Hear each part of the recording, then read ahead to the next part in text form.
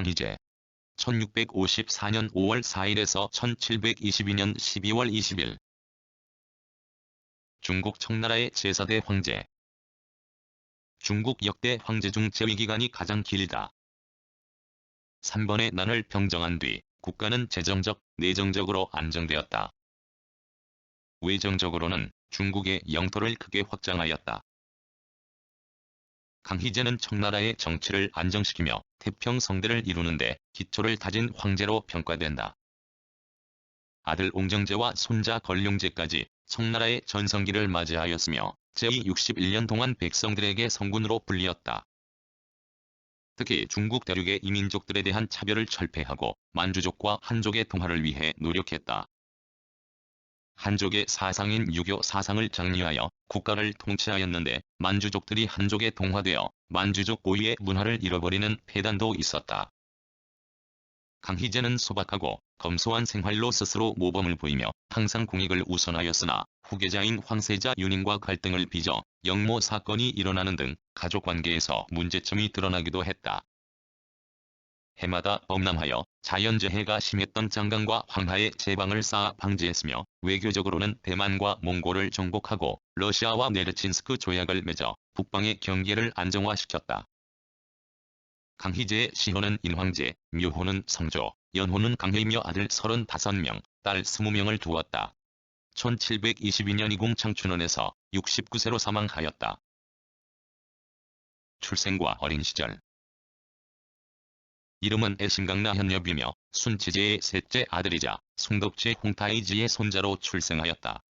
7살의 순치제에 의해 황태자로 지명되었으며 순치제가 갑자기 사망하자 어린 나이인 8세 때 황제로 즉위하였으며 14세 때 친정을 시작하였는데 중국 역대 황제 중에서 재위기간이 61년으로 가장 길다. 어려서부터 총명하여 학문을 깨치는 속도가 빨랐으며 청나라의 중국 대륙 지배는 그의 재위기간에 완성되었다. 이후 아들 옹정제 손자 걸룡제로 계승되어 청나라 전성기를 이루었다. 즉위 초에는 아버지의 유조로 4명의 신하가 만주 기인이 보정 대신이 되어 집정의 임무를 맡았다. 그동안 정무에 혼란을 가져온 환관들을 모두 없애고 안정을 꾀했으나 보정 대신 중 5개의 권력이 막강해져 그를 처형하고 난 1669년부터 실질적인 진정이 되었다. 반청 세력의 진압과 국내 정치의 안정. 당시 명나라의 마지막 세력이었던 개왕은 이미 멸망하고 대만을 거점으로 한 호족이자 반청 세력이었던 정성공도 사망하여 만주족의 중국의 지배가 완성된 것처럼 보였다.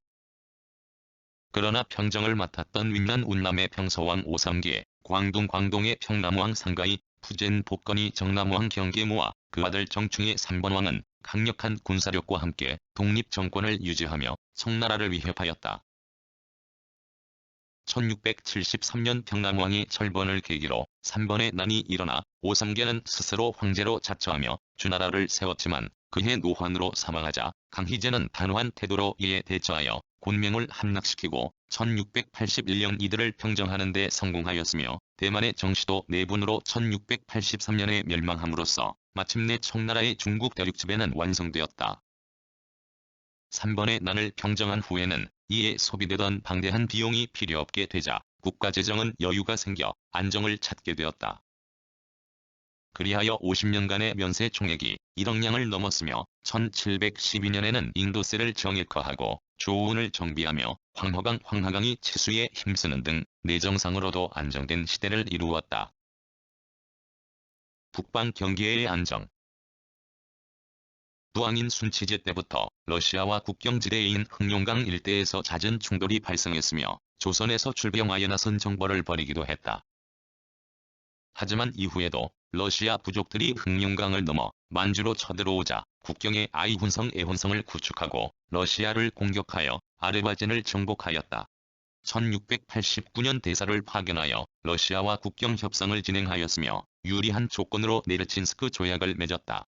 1690년에는 몽골과 티베트가 연합하여 청나라에 대항할 초심을 보이자 외몽고 중가르부 준 2부의 갈단 2단을 토벌하고 1691년에는 칼카부를 평정하였으며 1696년에는 차오모드 소막다에서 갈단군 이단군을 괴멸시키고 1697년에 갈단을 자살하게 만들므로써 외몽고를 반도 안에 집어넣었다. 그 후 갈단을 계승한 제왕 아라푸탄 칭망 아라포탄이 티베트에 들어가 세력을 떨치게 되자 1718년부터 티베트에 원정하여 그 지배권을 빼앗고 중국의 영토를 크게 확장하였다. 유교의 장려와 서양 문물 유입. 국내외 정치에서의 성공은 문화에도 반영되었는데 강희제는 통치 철학으로 유교를 장려했다. 강희제 자신 또한 학문을 좋아했기 때문에 성리학에도 조예가 깊었다. 만뛰어난 한족의 문화를 만주족에게도 주입하여 만주족과 한족의 융화를 꾀하는 정책을 추진하였다. 중국 최대의 유서인 고금도 서직성의 편찬과 1711년 한자 사전인 강희자전 42권 출판을 비롯하여 많은 서적을 편찬하였다. 하지만 만주족에 대해 비판적인 글을 쓴 한족 학자들은 잔인하게 처형하기도 하였다. 그리고 당시 청나라에 들어온 가톨릭 예수회 선교사들을 면담했으며 청나라에서 이교인 가톨릭 포교를 허락하였다. 이들이 가져온 서양 문물에 많은 관심을 보였다.